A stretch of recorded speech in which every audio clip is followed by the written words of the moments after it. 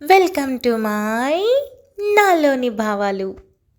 కిచెన్లోకి వెళ్లి చూడగా డోర్ ఉండటంతో తెలియని టెన్షన్ మొదలై హడావిడిగా అడుగులు వేస్తూ వెళ్లి డోర్ లాక్ ఓపెన్ చేస్తూ ఉండగా ఎవరది అని అనటంతో శైలజ గట్టిగా కళ్ళు మూసుకొని తెరిచి మెల్లగా వెనక్కి తిరిగింది.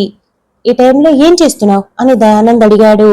శైలజ గుటకలు మింగుతూ సైలెంట్ గా ఉండటంతో అడుగుతుంది నిన్నే, ఈ టైంలో డోర్ ఎందుకు ఓపెన్ చేస్తున్నావు అని దయానంద్ మరోసారి అడిగాడు. అది మరేమో నిద్ర పట్టట్లేదండి, బయటికి వెళ్దామంటే కొంచెం చల్లగాలి కోసం అని శైలజ నుదుటి మీద పట్టిన చెమటని తుడుచుకుంటూ చెప్పింది.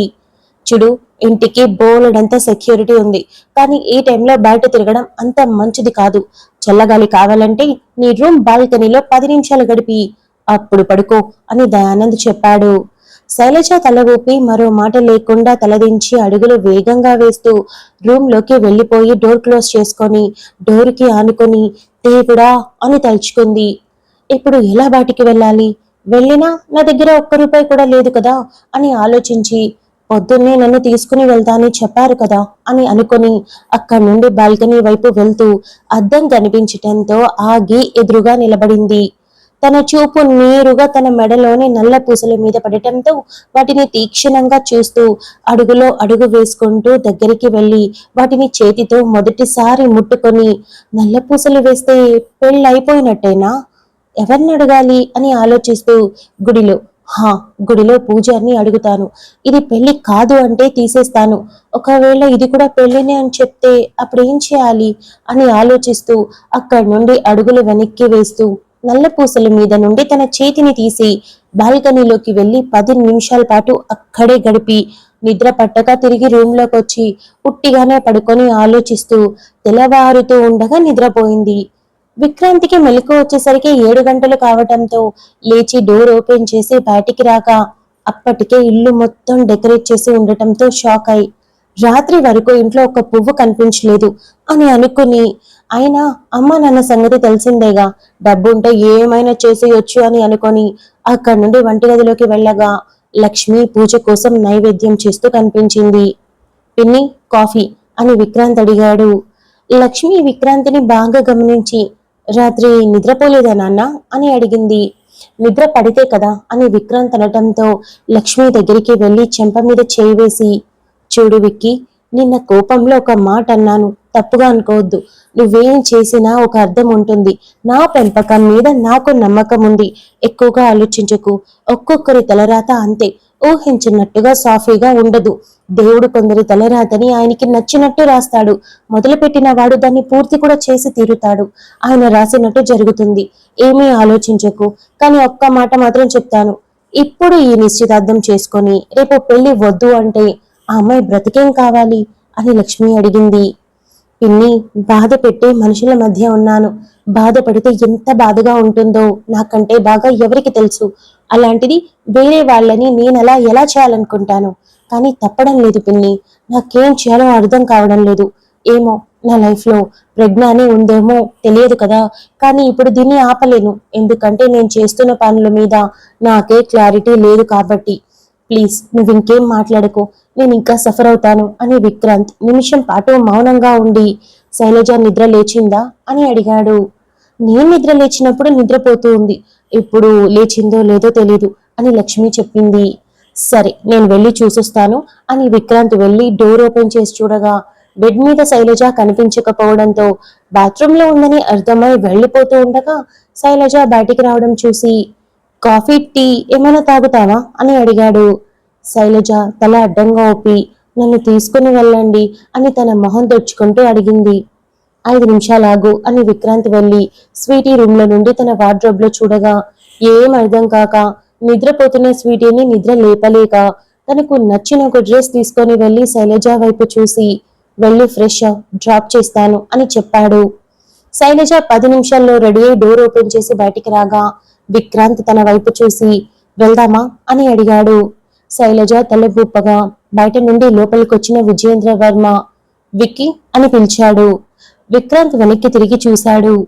ఇక్కడ నుండి మనం 10 o'clockకి స్టార్ట్ అవ్వాలి అని విజయేంద్ర వర్మ చెప్పాడు. అలాగే డాడీ అని వెళ్ళిపోతున్న విజయేంద్ర వర్మను చూసి డాడీ ఒక్క నిమిషం, నేను శైలజాని తన ఫ్రెండ్ వాళ్ళ ఇంట్లో డ్రాప్ చేసి వస్తాను. అంటే మనం వెళితే తను ఒక్కతే కదా, ఇక్కడేమీ తెలియదు కదా, అందుకని అని చెప్పాడు. విజయేంద్ర వర్మ శైలజ వైపు చూసి సరే అని అక్కడి నుండి వెళ్ళిపోవడంతో విక్రాంత్ లక్ష్మి వైపు చూసి పిన్ని అని తల ఊపి పద అని శైలజాని తీసుకుని వెళ్ళాడు. విక్రాంత్ బైక్ స్టార్ట్ చేసి ఎక్కువ అని అనటంతో శైలజ సరిగ్గా కూర్చోక ముందే బైక్ కదిలించడంతో శైలజ టెన్షన్ తో విక్రాంత్ షర్ట్ ని గట్టిగా పట్టుకొని కళ్ళు మూసుకుంది. విక్రాంత్ వెంటనే స్లో చేసి బైక్ ఆపి సారీ చూసుకోలేదు అని చెప్పడంతో పర్లేదండి అని శైలజ టెన్షన్ తగ్గించుకొని సరిగ్గా కూర్చుంది. విక్రాంత్ శైలజని తీసుకుని వెళ్లి డ్రాప్ చేసి తిరిగి అరగంటకంతా ఇంటికొచ్చాడు. అప్పటికే ప్రకాష్ విఘ్నేష్ వచ్చి ఉండటంతో ఇద్దరి వైపు చూసి హాల్లోనే ఉన్న జగతి వైపు చూసి గుడ్ మార్నింగ్ అమ్మా అని చెప్పాడు. Vicky call me mom or mummy అని జగతి చెప్పింది. సారీ మర్చిపోతున్నా అని చెప్పి నా రూమ్లోకి వెళ్దాం పదండి అని విక్రాంత్ వెళ్ళాడు. వెనకే ప్రకాష్ విఘ్నేష్ కూడా వెళ్లారు. రూమ్ లోకి వెళ్లేసరికి బెడ్ మీద విక్రాంత్ వేసుకోవాల్సిన డ్రెస్ ఆర్నమెంట్స్ అన్ని పెట్టి ఉండటంతో వాటిని పక్కకి జరిపి కూర్చొని సైలెంట్ గా ఉన్నాడు. రే ఏమైంది అని ప్రకాష్ నెమ్మదిగా అడిగాడు. విక్రాంత్ తల ఎత్తి నువ్వు ముందుగానే వచ్చావు కదా, ఇంట్లో ఎవరైనా ఏదైనా అన్నారా అని అడిగాడు. అదేం లేదురా అని ప్రకాష్ అంటూ ఉంటే నువ్వు అబద్ధాలు చెప్పకు అని విఘ్నేష్ అన్నాడు. రే అని ప్రకాష్ ఉరిమి చూడడంతో విక్రాంత్ ప్రకాష్ ని ఆపి నువ్వు చెప్పరా ఎవరు అమ్మనా అని అడిగాడు.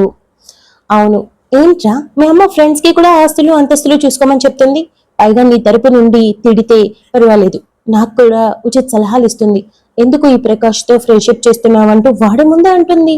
నిజం చెప్తున్నా మనలోకి మేలిమ బంగారం ఎవరంటే నేను వీడి పేరే చెప్తాను, అలాంటిది మీ అమ్మ వీణ్ణే అంటుంది, అసలు మీ అమ్మ కరెక్ట్గా లేదు, నువ్వేమైనా అనుకో అని విఘ్నేష్ అన్నాడు.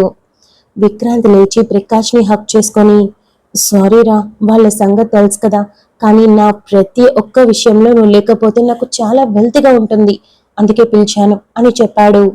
ఇద్దరి హగ్లో విఘ్నేష్ పాలు పంచుకుంటూ ఇద్దరిని పట్టుకొని పాపం వీడికి అలవాటైపోయాయి అనుకుంటా అని అన్నాడు.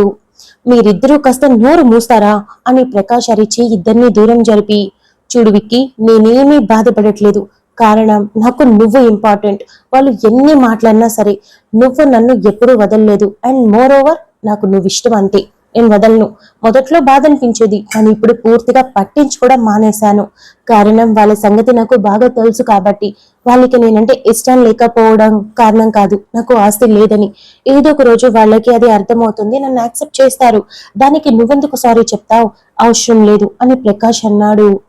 విక్రాంత్ చిన్న నవ్వుతో ప్రకాష్ ని మరోసారి హక్ చేసుకొని ఇద్దరు ఫ్రెండ్స్ చాలా చాలా మంచి వాళ్ళు దొరికారు అని దూరం జరిగి కాదు కాదు దొరికిన మంచివాడివి నువ్వొక్కటే అని అన్నాడు.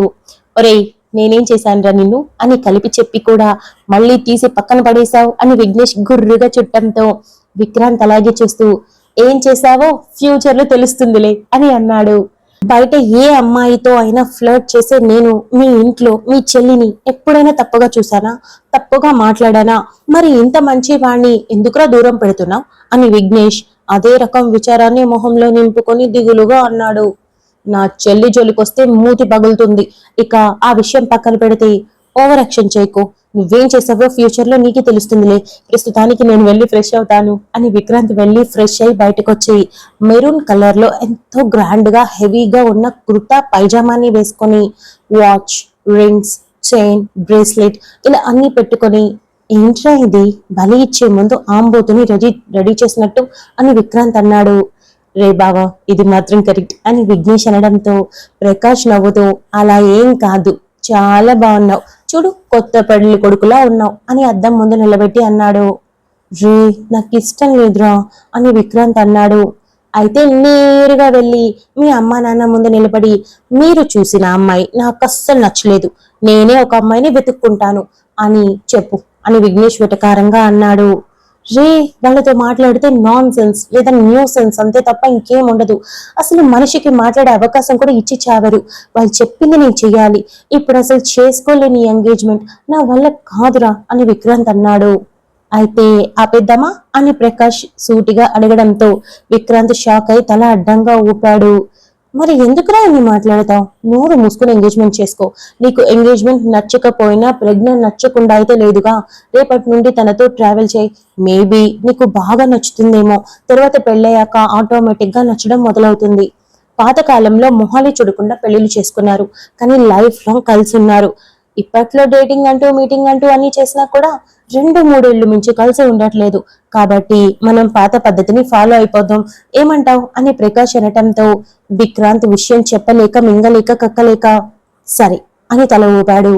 అప్పటికి టైం 9 కావడంతో లక్ష్మి రెడీ అయి రూమ్ లోకి వచ్చి, నాన్న రెడీ అయ్యావా అని అంటూ విక్రాంతిని చూసి తన తెల్లని మేని ఛాయ్కి మెరూన్ కలర్ బాగా నప్పడంతో దగ్గరికి వెళ్లి వేళ్లు విరిచి దిష్టి తీసి, పెళ్లి కళ ఇప్పుడే వచ్చేసింది అని అంటూ వెంటనే విక్రాంత్ మొహంలోకి చూసి పళ్ళన్నీ బయట పెట్టి నవ్వుతూ శైలజ గుర్తు రావడంతో, అంటే చూడటానికి చాలా బాగున్నావు నాన్న అని చెప్పి, టైం అవుతుంది, దేవుడికి దీపం పెట్టాను, వచ్చి దండం పెట్టుకో.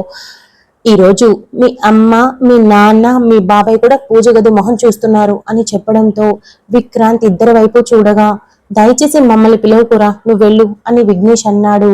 విక్రాంత్ తల ఊపి లక్ష్మి వెంట కదిలాడు. అప్పటికే పూజ గది దగ్గర అందరూ ఉండటంతో విజయేంద్ర వర్మ విక్రాంతిని చూడగానే చిన్నపాటి నవ్వుతో విక్రాంత్ భుజం మీద చేయి వేసి, ఇప్పుడు ఈ విజయేంద్ర వర్మ కొడుకు విక్రాంత్ వర్మలా ఎంతో టీవీగా కనిపిస్తున్నావు, ఎప్పుడు ఇలాగే మెయింటైన్ చేస్తే ఇంకా బాగుంటుంది అని అన్నాడు. Let him be what he likes అని జగతి విక్రాంత్ దగ్గరికి వచ్చి చేతిని పట్టుకొని నవ్వుతూ, కరెక్టేనా అని అనింది. అంటారు కానీ పాటించరు, అదేగా మీలో ఉన్న టాలెంట్ అని స్వీటీ అనుకొని, పెద్దమ్మ you are such a sweetheart. ఏ అమ్మ తనకి నచ్చినట్టు ఉండమని చెప్పదు తెలుసా? మా అమ్మ నాకు చాలా కండిషన్స్ పెడుతుంది, కానీ మీరు అన్నయ్యని తనకు నచ్చినట్టు ఉండనివ్వమని చెప్తున్నారు. వెరీ స్వీట్ అని వెటకారంగా అనటంతో జగతి నవ్వుతూ, వెళ్ళి దండం పెట్టుకో అని చెప్పింది. విక్రాంతి వెళ్లి దేవుడికి దండం పెట్టుకొని బయటికి వచ్చాడు. సరే, నాకు ఒక చిన్న మీటింగ్ ఉంది, జస్ట్ 15 minutes లో అయిపోతుంది, తర్వాత మనం ఇక్కడి నుండి స్టార్ట్ అవుదాం అని విజయేంద్ర వర్మ చెప్పి దయానంద్ వైపు చూడటంతో, వస్తున్నా అన్నయ్య అని వెంటే వెళ్ళాడు. ఇద్దరూ వెళ్ళిపోగా జగతి విక్రాంత్ వైపు తదేకంగా చూసి, చాలా బాగున్నావు అని చెప్పి, ఈ ఎంగేజ్మెంట్ కారణంగా ఈ మమ్మీ ఎవరికి తెలియకుండా నీకోసం ఒక సర్ప్రైజ్ గిఫ్ట్ ప్లాన్ చేసింది అని చెప్పింది. విక్రాంత్ చిన్న నవ్వు మాత్రమే నవ్వాడు. ఏంటని అడగవా అని జగతి అనింది. విక్రాంత్ బలవంతంగా మళ్ళీ నవ్వు తెచ్చిపెట్టుకొని, ఏంటి మమ్మీ అని అడిగాడు. వెంటనే తన చేతుల్లో ఉన్న కేసుని విక్రాంత్ ముందు పెట్టి, ఫ్లాట్, నీకు ప్రెగ్నాకి మ్యారేజ్ అయ్యాక ఇక్కడ ఉండడానికి ఇబ్బందిగా అనిపించినా, లేదా అప్పుడప్పుడు బయటికి వెళ్ళి టైం స్పెండ్ చేయాలనిపించినా హ్యాపీగా ఈ ఫ్లాట్ లో ఉండొచ్చు. తెలుసా, ఇప్పుడు మనం ఉన్నది బెస్ట్ కమ్యూనిటీలో, కానీ నేను తీసుకున్న ఫ్లాట్ ది బెస్ట్ కమ్యూనిటీలో. స్విమ్మింగ్ పూల్, జిమ్, నీకు బాక్సింగ్ కోసం సపరేట్ గా ఒక రూమ్, అలానే 5 bedrooms, kitchen, balconies, garden, everything అన్నీ ఉన్నాయి. ఒక్క మాటలో చెప్పాలంటే ఆ ఇంట్లో ఉంటే బయటికి రావాల్సిన అవసరం లేదు. చాలా బ్యూటిఫుల్ గా ఉంటుంది తెలుసా. నేను ఇక్కడ వాళ్ళతో చేయించలేదు, ఇటలీ నుండి ఇంటీరియర్స్ ని పిలిపించి మరీ డిజైన్ చేయించాను. ఐ థింక్ మీ డాడ్ కూడా నీకు మంచి గిఫ్ట్ ఇస్తారు, కానీ నాదే బెస్ట్ గా ఉండాలని మరి ఇది రెడీ చేయించాను, తీసుకో అని అనటంతో, వద్దు అంటే తలపోటు వస్తుందని విక్రాంత్ నవ్వుతూ కీస్ తీసుకొని, థ్యాంక్ యూ మమ్మీ అని చెప్పాడు. నేను ఒక ఇంపార్టెంట్ విషయం గురించి నా ఫ్రెండ్తో మాట్లాడాలి, 10 నిమిషాల్లో వచ్చేస్తాను అని చెప్పి జగతి అక్కడి నుండి వెళ్ళింది. లక్ష్మి, స్వీటీ ఇద్దరు చెరో పక్కనే చేరి, ఏంట్రా వీళ్ళు పెళ్లికి వచ్చి చదివింపులు ఇచ్చినట్టు ఇచ్చారు, ఎప్పటికి మారుతారో ఏంటో అని లక్ష్మి అని, ఇంటికి దేవుడికి ఏం మొక్కుకున్నావు అని అడిగింది. నీకెందుకమ్మా అని స్వీటీ అడగడంతో, నువ్వు నోరు మూసుకొని వెళ్ళవే, వెళ్ళి విక్కీ రూమ్ లో ఫోన్ ఉంది తీసుకురా అని చెప్పడంతో, సరే సరే అని స్వీటీ ఇద్దరిని కింద నుండి పైకి చూసి, ఏదో గూడు పుటాని చేస్తున్నారు, అందుకే తరిమేస్తున్నారు కదా అని అంటూ వెళ్ళిపోయింది. చెప్పు నాన్న, దేవుడిని ఏమడిగావు? నాకు తెలుసు ఎప్పట్లా సైలెంట్ గా బయటికి రాలేదు, నీ మనసుకు మరీ కష్టమైతేనే ఆ దేవుడికి ఏదో ఒకటి చెప్పి ఉంటావు. నీ ఎక్స్ప్రెషన్ బట్టి ఈ రోజు దేవుడిని ఏదో అడిగావని నాకు అర్థమైంది. ఏమడిగావు అని లక్ష్మి అడిగింది. చాలా డైలమాలో ఉన్నాను పిన్ని, అందుకు పరిష్కారం చూపించుకొని అడిగాను, అంతే, ఇంకేం లేదు అని విక్రాంత్ చెప్పాడు. అంత సవ్యంగా ఉంటుంది, ఏమీ ఆలోచించకుండా ముందుకు వెళ్ళు, ఏం జరిగినా సరే దేవుడు నీ తలరాత ఇలాగే రాశాడని నమ్మి ముందుకు వెళ్ళు అని లక్ష్మి చెప్పింది. విక్రాంత్ లక్ష్మిని హక్ చేసుకొని థ్యాంక్ యూ సో మచ్ పిన్ని, నువ్వు ఇచ్చినంత మోరల్ సపోర్ట్ నాకు ఇంకెవరు ఇవ్వరు, థ్యాంక్ యూ వెరీ మచ్ అని చెప్పి, నేను ఇంతవరకు ప్రకాష్కి విగ్గుకి విషయం చెప్పలేదు, ఒక 2 రోజుల తర్వాత చెప్తాను, నువ్వు అనకు వాళ్ళతో అని చెప్పడంతో లక్ష్మి సరే అని తల ఊపి వెళ్ళింది. స్వీటీ రూమ్ లోకి వెళ్ళి అన్నయ్య ఫోన్ ఎక్కడా అని అడగడంతో విఘ్నేష్ తనకి కనిపించిన దాన్ని దాచి ఏమో నాకేం తెలుసు అని అన్నాడు. రే విగ్గు, నిన్ను అడగలేదు, నేను ప్రకాష్ అన్నయ్యని అడుగుతున్నా, నువ్వు చెప్పు ఎక్కడుందన్నయ్య అని స్వీటీ రూమ్ మొత్తం పరికించి చూస్తూ ఎక్కడ కనిపించక అడిగింది. తెలీదురా అని ప్రకాష్ కూడా మొత్తం చూస్తూ రే విగ్గు వెతుకు అని అన్నాడు. మాకు అదే పని మరి, సరే వెతికి పెడతాను, చెప్తున్నా నాకు తప్ప అది ఎవరికి దొరకదు, ఎందుకంటే అది ఎక్కడుందో నాకు తెలుసు కనుక. కాబట్టి ఈ స్వీటీ లాస్ట్ టైం వచ్చినప్పుడు నన్ను తిట్టింది కాబట్టి అది కూడా మనసులో పెట్టుకొని ఇప్పుడు కూడా నన్ను అడగలేదు అని రెక్లెస్ గా మాట్లాడింది కాబట్టి వీటన్నింటికి కలిపి దగ్గరకు వచ్చి 2 చేతులు జోడించి సారీ విఘ్నేష్, ఇంకెప్పుడు నీ పట్ల తప్పుగా బిహేవ్ చేయను అని చెప్పాలి, అప్పుడు ఫోన్ ఇస్తాను అని విఘ్నేష్ అన్నాడు. పరా అని స్వీటీ రూమ్ మొత్తం తనే వెతకడం మొదలెట్టి తనకి ప్రకాష్ కూడా సాయం చేయడంతో ఇద్దరు మొహమొహాలు చూసుకొని కనిపించలేదు అని సైగ చేసుకొని విఘ్నేష్ వైపు చూడటంతో ప్రకాష్ వెళ్ళి సారీ చెప్పమని సైగ చేశాడు. తప్పదా అని స్వీటీ మొహం బేలగా పెట్టింది. తప్పదు, వాడు సాడిస్ట్ అని ప్రకాష్ అన్నాడు. విఘ్నేష్ నవ్వుతూ అవునవును నేను సాడిస్ట్ని అని అనటంతో స్వీటీ దగ్గరికి వెళ్ళి 2 చేతులు గట్టిగా చప్పట్లు కొట్టి దండం పెట్టి నీకు దండం పెడతాను, సారీ, ఇంకెప్పుడు నీ పట్ల తప్పుగా బిహేవ్ చేయను, ఎందుకంటే నువ్వు అందరిలాంటి మానవ మాత్రుడివి కాదు, దేవుడివి, సో ప్లీజ్ ఫోన్ ఇవ్వు, నేను ఇప్పుడు తీసుకొని అమ్మ దగ్గరికి వెళ్ళలేదంటే నన్ను ఈ రోజు మొత్తం తిట్టడానికి ఒక సాకు వెతుక్కున్నట్టు అవుతుంది, ప్లీజ్ అని అనటంతో విఘ్నేష్ తన మోకాలి కింద దాచిపెట్టిన ఫోన్ తీసి తీసుకో భక్త అని అన్నాడు. స్వీటీ ఫోన్ తీసుకొని ప్రకాష్ వైపు చూసి మళ్ళీ విఘ్నేష్ వైపు చూసి పెదవి మడిచి మరీ పిడికిలు బిగించి భుజం మీద గట్టిగా ఒకటిచ్చి పరిగెత్తుకుంటూ వెళ్ళిపోయింది. ఈ స్వీటీ అని విఘ్నేష్ గట్టిగా అరిచేంతలో స్వీటీ వెళ్ళిపోవడంతో దొంగ మొహం ఎప్పుడొచ్చినా తిడుతూనే ఉంటుంది అని అన్నాడు. అంతలో విక్రాంత్ రావడంతో వచ్చావా, మరెందుకురా స్వీటీ ఫోన్ తీసుకువెళ్ళింది అని ప్రకాష్ అన్నాడు. పిన్ని నాతో మాట్లాడాలని స్వీటీని అలా పంపించింది, అంతే ఇంకేం లేదు అని విక్రాంత్ చెప్పి కూర్చొని శైలజ గురించి ఆలోచించడం మొదలు పెట్టాడు. Thank you so much for listening guys. Update నచ్చినట్టయితే లైక్ చేయండి, షేర్ చేయండి, కమెంట్ చేయండి, అలానే సబ్స్క్రైబ్ చేసుకోండి.